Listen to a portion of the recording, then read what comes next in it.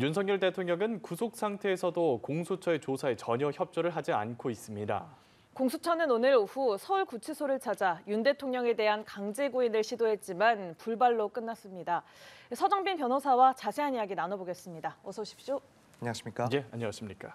공수처가 구속 이후에도 조사에 계속 불응하는 윤석열 대통령에 대해서 오늘 오후 3시부터 강제 인치를 시도했는데 결국 조금 전에 불발로 끝났다는 속보가 전해져 왔습니다.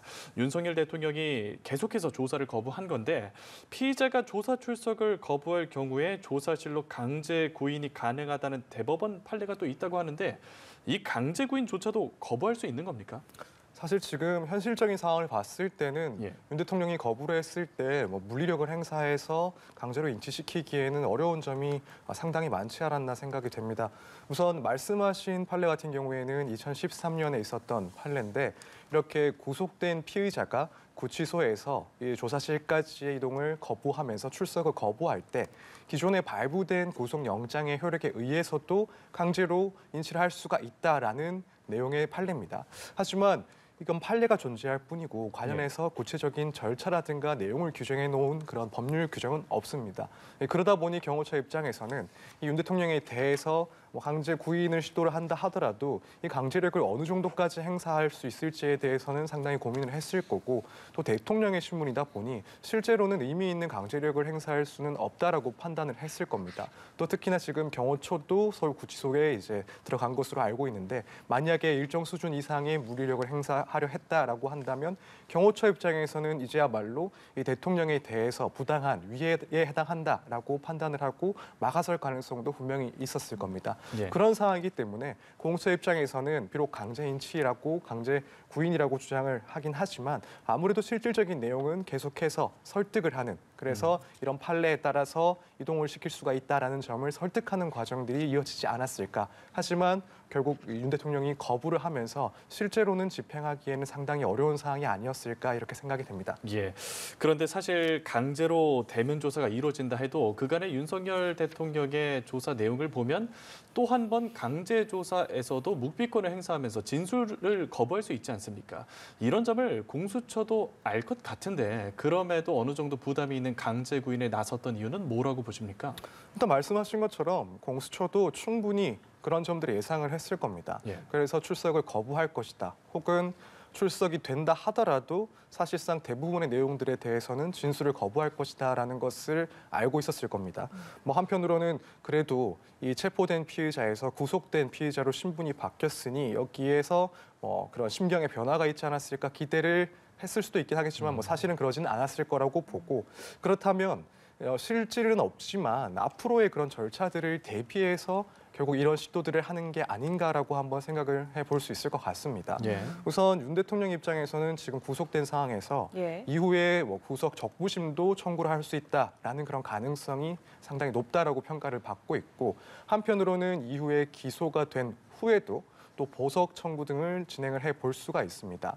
그렇다면 공수처 입장에서는 비록 지금 이런 강제 구인이 불발에 그친다 하더라도 계속적으로 시도를 하고 이에 대해서 윤 대통령은 계속 거부를 하는 모습을 계속 쌓아나가면서 결국 앞으로의 절차에 대해서 공수처의 입장을 보다 주장을 강화할 수 있는 명분을 쌓기 위한 것 아닌가. 그래서 좀 더 구체적으로는 수차례 구속된 이후에도 이렇게 협조를 구하고 출석을 요구하고 강제 구인까지도 시도를 했지만 결국에는 윤 대통령의 반복되는 그런 거절 의사로 성공할 수가 없었고 이 말은 결국 앞으로의 수사 그리고 앞으로의 재판 과정에서도 상당히 비협조적으로 나올 것이다. 이런 모습들에 비춰본다면 추후에 문제되는 구속 적부심 등에 있어서도 증거인멸의 우려가 충분히 높다라는 그런 주장들을 뒷받침하는 그런 단계가 되지 않았나. 그리고 나아가서는 실제로 이제 형사 재판에 있어서도 상당히 중요한 의미가 될 수도 있습니다. 지금 결국에는 진술이 없고 또 출석조차 거절을 했기 때문에 사실 이런 진술을 담은 조서도 남겨질 수가 없습니다. 그래서 이런 것들은 증거로 활용할 수 있는 상황이 아닌데 다만 이런 상황들에 대해서는 조서를 그러니까 보고서 같은 것들을 작성을 해서 남겨놓을 수가 있습니다. 그럼 결국에 정식으로 재판까지 갔을 때 이런 반복되는 비협조적인 모습 이런 것들을 강조하면서 객관적으로 증거가 충분한데도 불구하고 실체적 진실을 밝히지 않기 위해서 이를 왜곡하기 위해서 거절을 해왔다. 라는 점을 주장하면서 결국 양형에 있어서도 윤 대통령에게는 불리한 점을 주장하기 위한 그런 단계일 수도 있습니다. 예, 그 추정해 보신 그런 전략 때문인지 공수처가 윤 대통령에 대한 재강제 구인을 진행할 예정이라고 속보로 전해져 왔거든요. 그러면 당장 내일 또 한 번 나설 가능성도 있다고 보십니까? 충분히 그럴 가능성이 있다라고 보여집니다. 예. 물론 이걸 그 구속 기간 동안 내내 하지는 않겠지만 최소한 의미 있는 수준으로는 계속 반복을 하고 이런 점들에 대해서 거절했을 때는 결국 그것을 증거로 남기거나 예. 혹은 자료로 남겨서 추후에 활용할 수 있다 이렇게 예. 볼 수 있을 것 같습니다. 뭐 당장 내일도 가능성이 있다 말씀하셨지만 지금 전해진 바로는 공수처가 윤 대통령 재강제 구인을 진행할 예정이고 아직까지 시점은 전해진 바가 없다는 점 다시 한번 짚어드리겠고요. 자, 구속기간 최장 20일, 처음에는 검찰 공수처 10일 나눠서 하려고 했지만 오늘 검찰이 1차 구속기한이 28일 이전에 송부해야 한다 이렇게 공개적으로 요청을 한 것으로 전해지고 있습니다. 결국에는 구속기한 연장을 위한 밑그림인 셈인데 그렇다면 공수처가 검찰의 타임라인에 맞춰서 사건을 넘기겠습니까? 그럴 가능성도 존재한다고 보고 있습니다.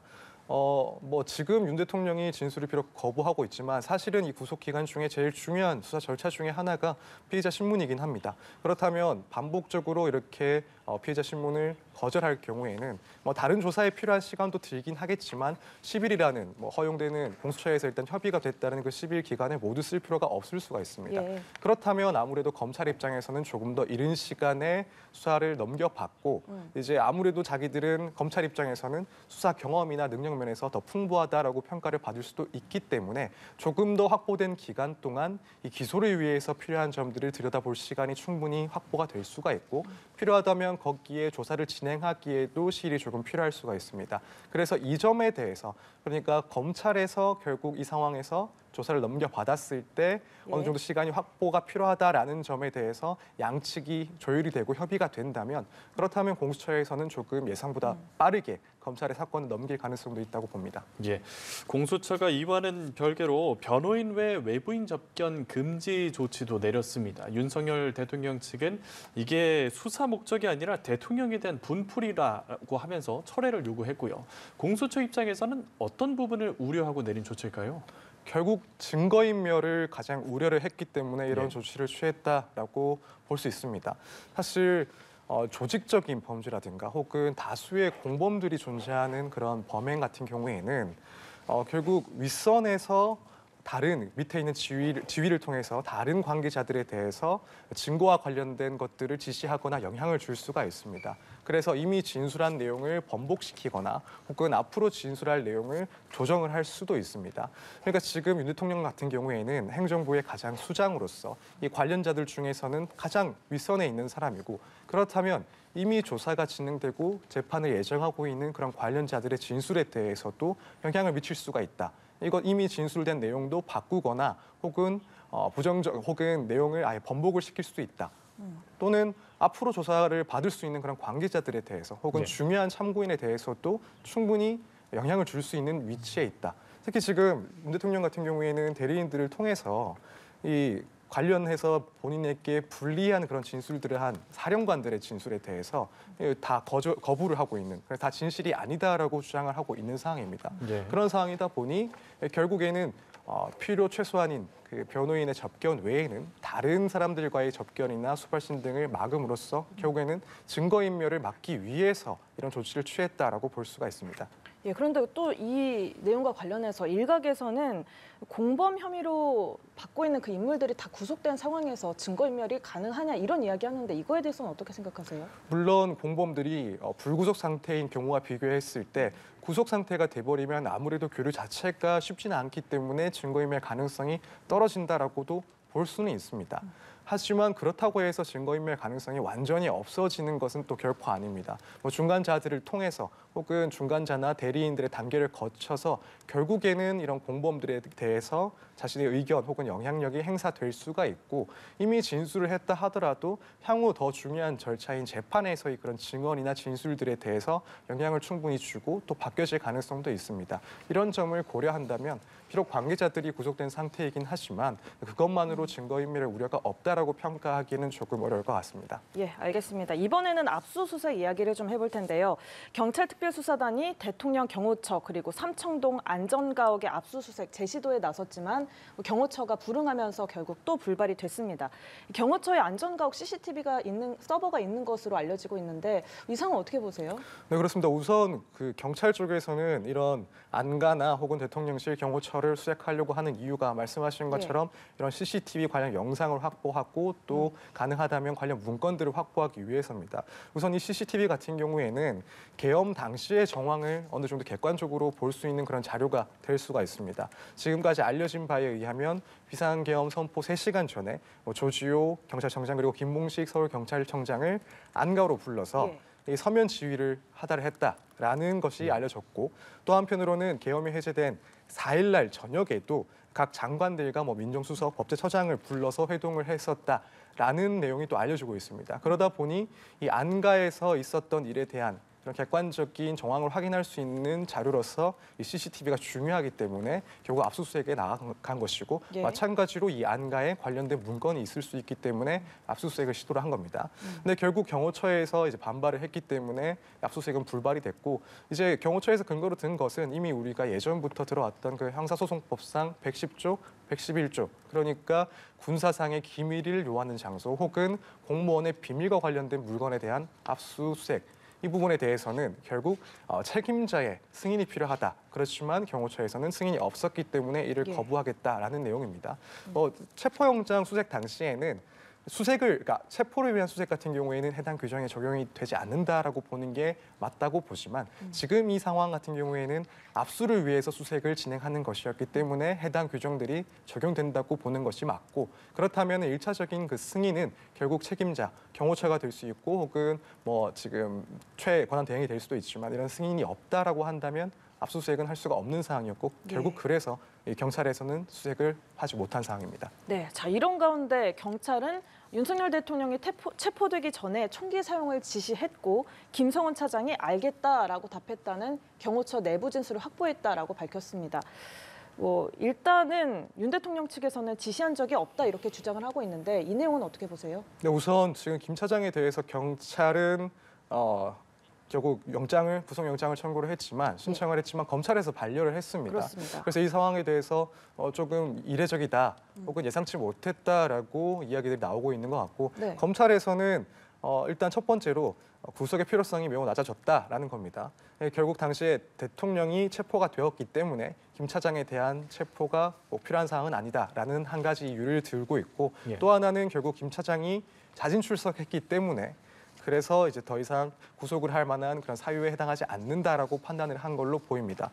지금 이런 김 차장에 대해서 구속영장 신청이 반려가 되면서 남아있는 이제 경호처의 김신 본부장 그리고 이광호 본부장에 대한 구속영장 청구도 상당히 이제 미뤄진 상황으로 보입니다. 그리고 경찰 측에서는 다시 한번 내용들을 보강을 해서 영장을 신청을 해보겠다라는 입장이고요. 그래서 지금 일단 검찰이 이야기하는 바와 마찬가지로 구속의 필요성은 떨어졌다라고 보는 게 맞는 것 같긴 하지만 또 한편으로는 이 수사기관에서 필요한 증거들 그리고 구속 사유를 밝히기 위한 증거들이 충분히 확보되지 못했다라는 가능성도 있기 때문에 추후에 결국 어느 정도까지 보강을 하고 구속영장을 신청하느냐 이것을 한번 지켜봐야 될 것 같습니다. 윤석열 대통령 측은 현재 받고 있는 조사와 별개로 헌법재판소의 이 준비 기일에도 투트랙으로 좀 준비에 나서야 되지 않겠습니까? 탄핵 심판에 내일 직접 출석할 것이라고 밝혔는데 앞서서 헌재가 윤석열 대통령이 내일 탄핵 심판 변론에 직접 출석할지 여부가 밝힐 단계가 아니라고 말을 아꼈거든요. 윤 대통령이 변론에 직접 출석하는 게 어떤 변수로 작용할 가능성이 있겠습니까? 크든 작든 영향을 줄 수 있다라고 보여집니다. 우선 긍정적일 수 있다라고 보는 부분은 이제 직접 출석을 해서 계엄의 정당성이라든가 목적, 경위에 대해서 상세히 밝힘으로써 아무래도 이 대리인단이 주장하고 있는 그런 내용들을 직접 밝힘으로써 설득력을 더 얻을 수도 있습니다. 근데 또 한편으로는 부정적인 영향을 받을 가능성도 분명히 존재를 한다고 생각합니다. 만약에 이미 제출된 증거라든가 혹은 앞으로 제출된 증거들을 봤을 때 객관적으로 윤 대통령의 계엄 선포 행위가 헌법 위반이라고 명백하게 보여지는 경우라고 한다면 이 상황에서도 직접 진술을 하면서 이런 사실들과 반하는 그런 주장들을 하게 된다면 결국 헌법재판소에서는 이 대통령이 헌법을 수호할 그런 의무를 다할 의사가 없다라는 평을 받을 수도 있긴 합니다. 그렇기 때문에 얼마나 증거들이 확보되고 또 국회 측에서의 주장이 얼마나 견고한가, 그리고 윤 대통령이 출석했을 때 그 주장하고 진술하는 내용들이 또 얼마나 설득력이 있는가에 따라서 영향은 부정적이든 긍정적이든 상당히 끼칠 것으로 보여집니다. 예, 윤 대통령 측의 변호인단에서도 처음 꾸려졌을 때부터 때가 되면 직접 출석할 거다 이렇게 이야기를 했었는데 어떤 영향을 미치게 될지 내일 좀 지켜봐야겠고요. 그리고 이번 주 화요일, 목요일에도 헌법재판소 변론기일이 진행이 되는데 일단 3차는 증거조사고 4차 변론기일에 김용현 전 장관이 첫 증인으로 출석을 할 예정입니다. 변론에서 어떤 이야기들이 오고 가겠습니까? 우선 핵심적인 내용은 당시에 결국 계엄과 관련해서 윤 대통령과 김 전 장관이 어떤 이야기를 나눴는지, 어떤 계획을 언제부터 세웠는지, 그리고 그 실행을 어떤 식으로 했는지 이런 내용들, 전반적인 내용들이 주로 다루어질 것으로 보이고, 또 한편으로는 지금 언론에서 조금 다뤄지고 있는 부분이 이 포고령 1호 작성을 주체적으로 한 사람이 누구인지 이 부분에 대해서도 이야기들이 나올 것으로 보입니다. 지금까지 얼마 전에 상황을 봤을 때는 이걸 작성한 것이 윤 대통령 측에서는 김 전 장관이 뭔가 착오를 가지고 과거에 그런 포고령을 베끼다가 실수로 이런 내용이 들어간 것이다. 그래서 작성 주체를 김 장관인 것처럼 얘기를 했었고, 반면에 김 장관은 이 부분은 실수도 아니고 윤 대통령이 다 검토를 끝낸 것이다 라고 해서 일면 모순되는, 서로 배치되는 주장을 하는 것으로 보입니다. 그래서 이 부분에 대해서도 이야기들이 나올 것 같고, 또 한 가지는 이제 그 현재 최상목 권한대행이 대통령으로부터 받았다는 그 메모, 그러니까 비상입법 기구에 대해서 예산을 편성해라, 이 내용이 적혀 있다는 그 메모를 또 누가 작성했는지, 이 부분에 대해서도 지금 김 전 장관 측은 본인이 작성한 것이다라고 의견을 밝혔는데, 여기에 대해서도 국회나 혹은 윤 대통령 측에서의 그런 공방이 오가지 않을까 예상이 됩니다. 예, 알겠습니다. 내일 헌재 탄핵 심판에 윤 대통령이 직접 출석하겠다고 윤석열 대통령 측이 밝혔는데, 관련 내용은 전해지는 대로 저희가 전달드리도록 하겠고요. 또 다른 초유의 사태가 있었죠. 윤 대통령의 지지자들이 서울 서부지법에 난입을 해서 당시 상황을 담은 법원의 내부 보고서가 공개가 됐는데, 법원 7층 판사실 중에 영장 판사방만 의도적으로 파손이 됐다고 합니다. 이 부분 관련해서 내란죄를 검토하고 있다고 하던데요. 네, 그렇습니다. 일단 법원 행정처장이 내란죄에 대해서 검토를 해보겠다라는 입장을 밝힌 것으로 보입니다. 결국 이 당시에 있었던 일, 그리고 이 폭동과 가까운 이런 행위의 목적은 영장을 발부한 판사를 찾아서 거기에 대해서 위해를 가겠다라는 것이 더 뚜렷해지고 있는 상황으로 보입니다.